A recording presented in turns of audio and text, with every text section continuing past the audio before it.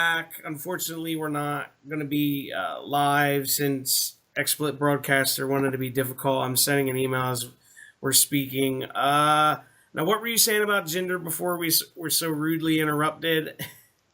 No, I was very, very, very uncomfortable by that promo until he got to the punchline where he made this, where he made the realization of like, haha, this is what's wrong with Americans. You find this all so funny. And then I was like, holy shit, like this is such a good promo. I know we differ on that, but I was so uncomfortable watching it. And then when the reveal came out at the end, I was like, oh my god, this is such a good promo. Because it's been a long time since WWE has really made me feel anything. No. I understand what you're saying. That makes, Plus, I love Jinder, makes complete sense, actually.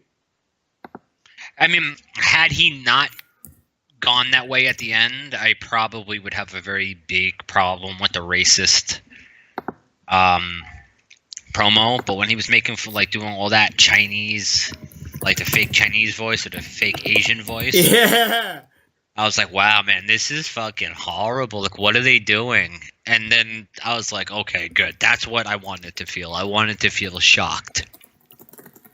No, yeah, I understand. Like, that's something that's going to get people talking, you know what I mean? Oh, absolutely, yeah, and it worked. So I was like, "Hey, Jinder, good stuff." No. I actually liked the quick little match they had with AJ and Ty Dillinger. Yeah, show that Ty can do something. You put him in the ring with probably one of the greatest workers in the world, and they had a pretty decent match for a short match. No, I thought it was actually pretty good. SmackDown's strange to me because there's a lot of guys that should be on TV and they never have them on. And then they have James Ellsworth. Yeah, he got got sick of him fairly quickly. Now he's like, what, on a leash? Is he really? Yeah, you didn't see that? Like, I might have stepped out of the room when he came on. Yeah, I think it was during the women's match. First of all, I love her new fucking outfit. It's just a unitard. Yeah. And she had him on a leash. Wow. Like an S&M leash. That's fucking ridiculous, dude. I have no idea where that's going, nor do I want to know. I thought I would say I'm sick of the New Day and the Usos wrestling, but I don't know if I could say that because every single match they've had has been fantastic. Yes, I can agree with that. And this one was no other. Like no difference. That's what I meant to say. But it was cool because it was a little, I get like more hardcore, like less PG, I guess you would say. Yeah. And I'm trying to remember. There's something else I'm forgetting. There was another big segment in there. I don't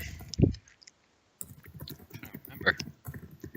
I gotta look it up from where my computer crashed because I had it all up and everything is gone. That's what I want to ask you while I'm looking it up. What do you think of Graves being on both Raw and SmackDown? I happen to like him a lot, so I don't have a problem with it. Yeah, I really enjoy him. Do you think, since the New Day won the belts, is that the blow-off for them with the Usos and they go to somewhere else? Don't the Usos get a rematch? Well, yeah, you got a point. Oh, that's the other thing I wanted your opinion on, and then we'll move on, was with Dolph Ziggler. I mean, I think it's humorous. Like, I definitely laugh at it. But I think it's just something that'll get old very quickly. Yeah, I think that's fair. I would agree with I that. did kind of pop for the Ultimate Warriors theme. Yeah. You know, and people are like, oh, that's so disrespectful. Like, his wife was in the audience. I'm sure that shit was cleared beforehand. I was just getting ready to say that. If his wife didn't want it to happen, it wouldn't have fucking happened. Oh, she's like a fucking ambassador for I the was just company. getting ready to say that. She does like something for WWE. She's always with them when they go to children's hospitals and things like that. WWE is going to take care of her for the rest of her life. Which is awesome. It is. Because they don't have to. No, but it's why Linda inducted him, because Linda was like his mom. Basically. And then I think Vince really, really, really respects that. Yeah. Because I think it meant a lot for him to come back. And I think him dying so suddenly did something to Vince. Yeah. What I was going to say, the other thing is, it's almost like, and I can't say this for certainty, that he knew he was running out of time and he kind of had to make it right with Vince.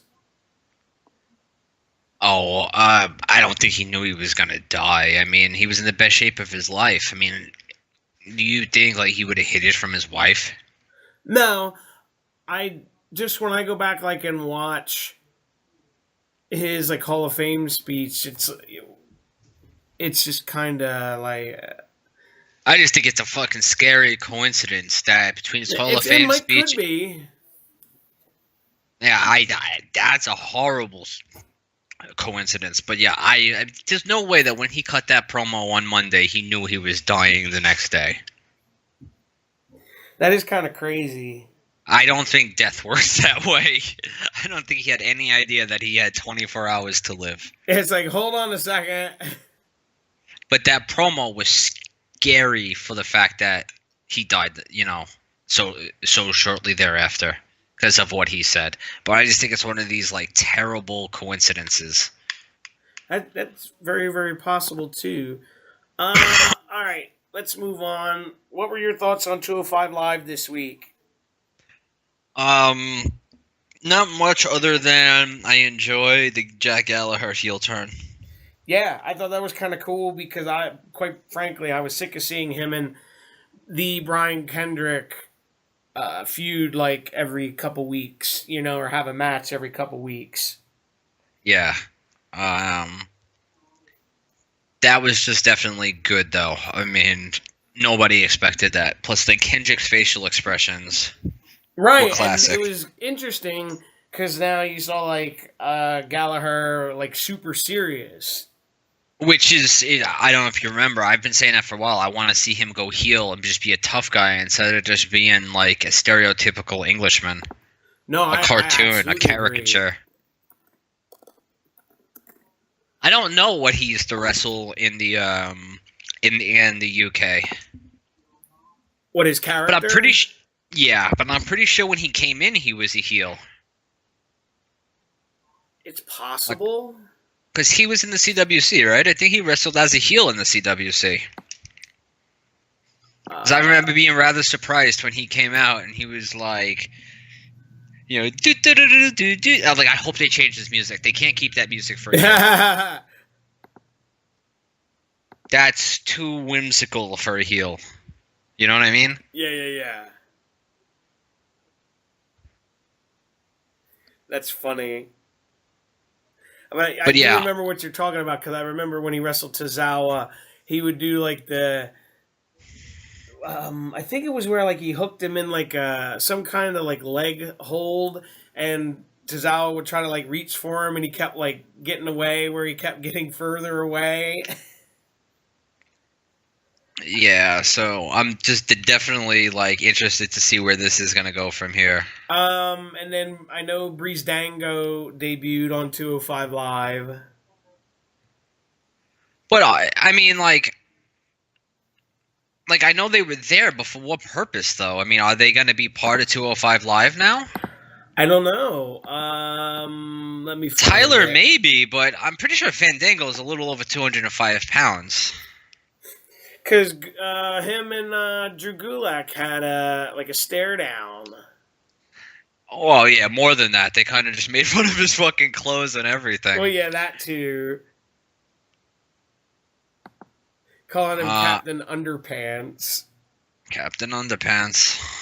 Which was hilarious. That's fucking hilarious. But with his super serious gimmick, I think that works really well, though, with them, who they're so out there. Yeah. No, I completely agree with you. I'm just, and it's no fault of the Brian Kendrick, I'm just, like, tired of him already. Yeah, I think he's just overexposed. Like, can you? And there's been so many champions already. Like, I don't think people realize how many times that title has changed. And keep in mind how long Neville had it for. It's been like 5 or 6 times already, right? Yeah, first it was TJP, then it was the Brian Kendrick, then it was Rich Swann, then Neville. Then Neville just lost it to Tozawa, and it's back to Neville. Yeah, so that's like 6 or 7. And it's like, keep in mind how long Neville had it, so. I actually think this has been Neville's best work. Oh, yeah, because he's working with guys his size. I mean, it's hard to work against a guy that's 100, that's literally 1.5 your size. Yeah. Or can't work your style of match. And he's a really good heel. Oh, he's great as a heel. All right. I really like him as a heel. No, I agree with you. What did you think of the Mae Young Classic final with Kairi Sane and Shayna? Is it Baszler? I think it's Baszler, but I think JR kept calling her Baszler. Because JR is old and over him. I got you. But I don't think it was bad. I was never really a fan of Baszler to begin with. And I was actually very, because I thought she was going to win it all. So I was very surprised when she didn't. So, I mean, again, it was like, good job, WWE. You kind of surprised me. Like, you shocked me on that one. I thought it was actually a very good match. Oh, so did I. I don't know if Shayna just sells very good or whether her ribs were really that fucked up. Yeah, I was curious myself. But, yeah, it was a good match. Kairi has a amazing elbow drop. I haven't seen that awesome of an elbow drop since Randy Savage. Yeah, no, I mean, and then it just the way she flails her whole body out. I mean, I don't say it's better than Randy's. It's just different. It's such a different elbow drop. But yeah, you're right. I mean, those are the two best elbow drops I've ever seen, is Randy's and hers. Because hers just looks totally haphazard. Randy's was just pretty. The way his whole body every time moved the same way. Hers is just like, it looks nasty. No, I completely understand. And that fucking forearm in the corner. Oh, that's nasty, dude. Yeah, I mean, I do want to see her and Asuka at some point. I think that's like an eventual kind of deal, Like, yeah. I think I expect the way they booked her, she was almost like they wanted to make her like the female Cena, where she like overcame everything. Who, Baszler? No. Zane. Yeah, I mean, she was booked as a babyface. Because that's what a babyface is supposed to do. Overcome. Think of every hero story that. Oh yeah. I totally. She was booked the right way. She was made to look vulnerable, not completely undefeatable. So yeah, like you almost had her, but you didn't get it done. And again, I think so many people expected her to win that when she lost, it was like, wow, like I didn't expect that. Yeah, that was a nice swerve. Yeah. I was pleasantly surprised with that. All right, NXT this week. What were your thoughts? I saw bits and pieces of it, but I made sure to watch the stuff involving Cole and his new group. Yes. I like that little thing with Nikki Cross coming to help Ruby Riott. Yeah. I really enjoyed that match. I'm trying to think of other things that happened. Johnny Wrestling versus Riddick Moss, which, I mean, I love Gargano, but I have no desire to see him fight Riddick Moss. Or next week, it's going to be Sabatelli. Right. I mean, but I guess if you're going to have anybody make those two guys look good, it's Johnny Gargano. Even in a loss, you could still make him look good. Yeah. But did anything else happen? Yeah, your favorite tag team, the Street Profits, won. I'm being sarcastic as I say that. I was going to say, notice my silence. I'm pretty sure one of them is dating Bianca Belair or is engaged. Montez Ford. Bianca Belair is the girl with the long hair. Yeah, but my question is, isn't that like illegal to whip people with their hair? Isn't that considered a foreign object? You would think. I mean, but granted, that shit sounds nasty, bro. Like, that's not much different than being whipped. Yeah, with like a belt. Yeah, because I'm pretty sure people that's... don't realize like how like tight you have to tie that to get it to like be like that. I'm also 99.9% sure that that's not her real hair. Of course. Like that's a weave or that's an extension. I would put money on it. If it isn't, holy shit, she's been growing her hair a long time. But I think I saw a video of her at the PC, and she had long hair, but not down to her ass. Huh. And when you braid it, like, you, like, lose length. But yeah, garbage. No, I hear you, dude. Yo, whatever happened to Blake and Murphy? I don't know. Did they just, like, didn't one of them get called up, maybe? No. No? Well, the one, yeah. I can't remember which one is dating Alexa Bliss. The lucky one. The lucky one. Because at least he has that. The other guy's just not on TV. The other guy's... One guy's not on TV, and he goes home to Alexa Bliss. The other guy just isn't on TV, so, I mean... He's like, what am I doing with my life? That's funny. No, what I was going to say is the main event, I really enjoyed it, was Pete Dunne. He beat Wolfgang for the UK title. That's right. And then afterwards, that's when Cole and his dudes came out, bro. And his crew attacked them. I loved that at the end when Dunne goes to run in and he just grabs the belt, and I'm like, that's so fucking heel. He did that so perfect. Yeah, he's just like it reminds me of when, and I can't remember if it's from a movie or something, but you know, you grab somebody, he's like, screw you guys, or no, it's from South Park, screw you guys, I'm going home. But it was like his run to the ring made you really think so that he was. That he was. I was like, yeah, no. Oh man, that's funny. But no, I really enjoyed that match. I love the UK guys when they wrestle. Yeah, I'm not super big on Wolfgang. I just don't like the bigger guys. Yeah.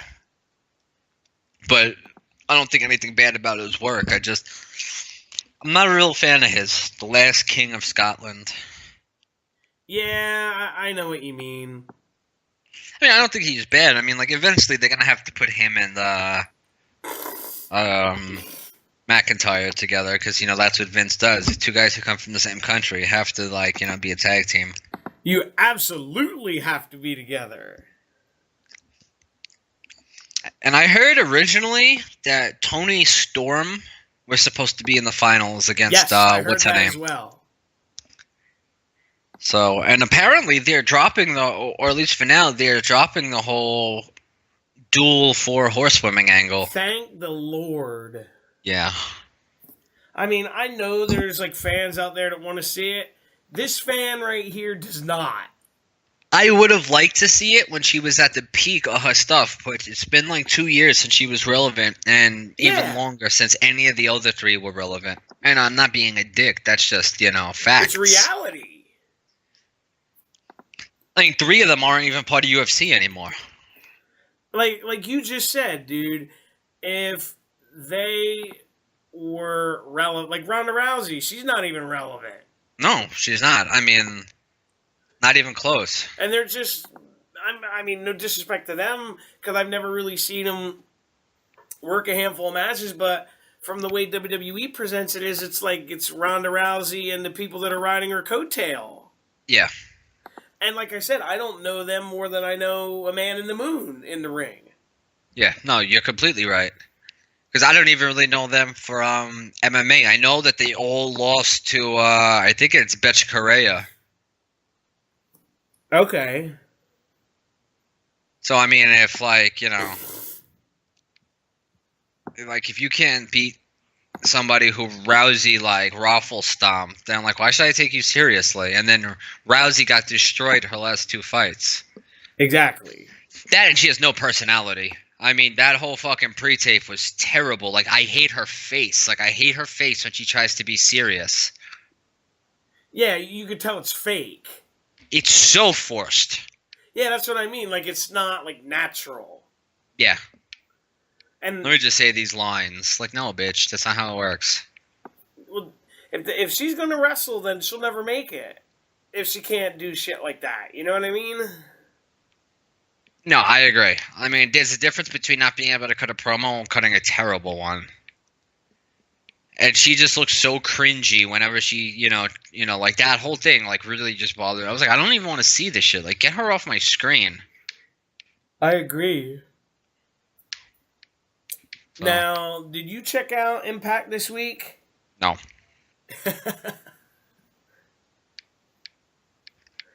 I love how easily you said no. I mean, because I've read spoilers. Was yesterday... Was it the comment? I mean, because I don't want to spoil it in case anybody has, but was there a trial? It's the one where Lashley leaves. What happened with Joseph Park? Hang on. Because I'm trying to remember and I'm scrolling. I don't see anything on here on this show with him. Oh, I take that back. It's Grotto's final match in GFW. Okay. So then I've read next week's spoiler then. Because TNA, this is the one where Sonjay Dutt and Trevor Lee had the really good Falls Count Anywhere match. Oh. Yeah, I didn't see that. Where Sonjay Dutt wins the title. I thought he lost the title. That's later on. In the same night? I don't think it was in. No, it's not in the same. No, night. because they put a video up yesterday. No, it hasn't even aired yet. Wait, what? Him losing the title hasn't even aired yet. And they already put up a video of him losing the title? Yeah, he just won it last night. But yesterday was the Falls Count Anywhere match, right? Yeah. Trevor Lee won that. Oh, so I was fucking paying attention. Yeah, because at the end it says, after the Falls Count Anywhere match, your new champion, my bad, Trevor Lee. Okay. Because I read it wrong. Because I was pretty sure Dutt won. But now I take it back. Well, Dutt was champion. Yeah. Dude, see what happens when you're sleep deprived? I do. Trust me, you're preaching to the choir on that one. And your main event they had, which was the number 1 contenders match for the GFW Global Championship, Johnny Impact. Fuck out of here. It goes from Johnny Moon to John Hennigan, but pick another fucking name, bro. Yeah. I hate him. That cuckold fuck. Likes to watch other guys screw his woman. Yeah, that's weird. No, because now I'm watching Lucha Underground. Like, I'm finally catching up because it's on Netflix, and he's Johnny Mundo there. Yeah. So yeah, Their matches are ridiculous there, bro. I like Lucha Underground. No, I that's really what I like. mean in a good way. Yeah. And it's like as over the top as some of it is, that it's written like a TV show. So when they start taping the first episode, they know where they want to go by the last one. So the stories make sense. You know what I mean? Yep. Something WWE should take notice of because hey, WWE, we're still waiting for Goldust Protege at SummerSlam. And what's it? The middle of September. You know who I could see, but because I actually went out and I read the spoilers after we spoke last night because I said fuck it, let me just read the NXT. Yeah.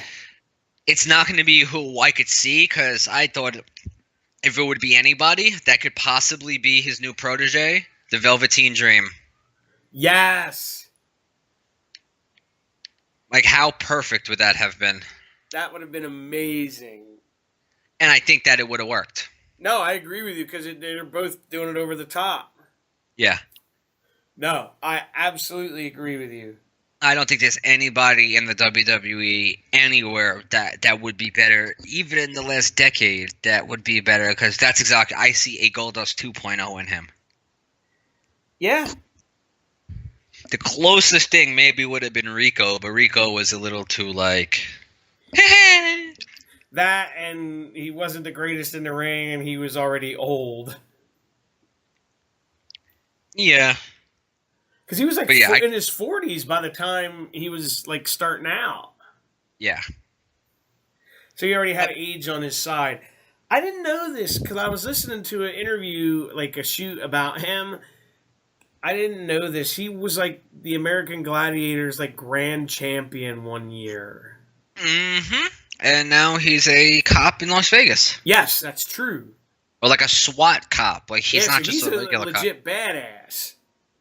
Oh yeah, he was a kickboxing champion. It's like the guy couldn't wrestle, but the guy could move around. Like there's a reason he had them beautiful spin kicks. Yeah. I mean, like I don't care how athletic you are, you don't get that just by being athletic. No, I absolutely agree with you. Like that's why Aleister Black throws the kicks he does, is because he studied. Shit, I just remembered the name of it too, and it slipped out. Because he put it up on Twitter before. Who? Aleister Black. What he had taken? Pensat Salak. Yes. Yeah, it's Indonesian kickboxing. So he's not just like doing moves, like that's why his black mask looks as beautiful as it does. Because he knows what the hell he's doing. Mm-hmm.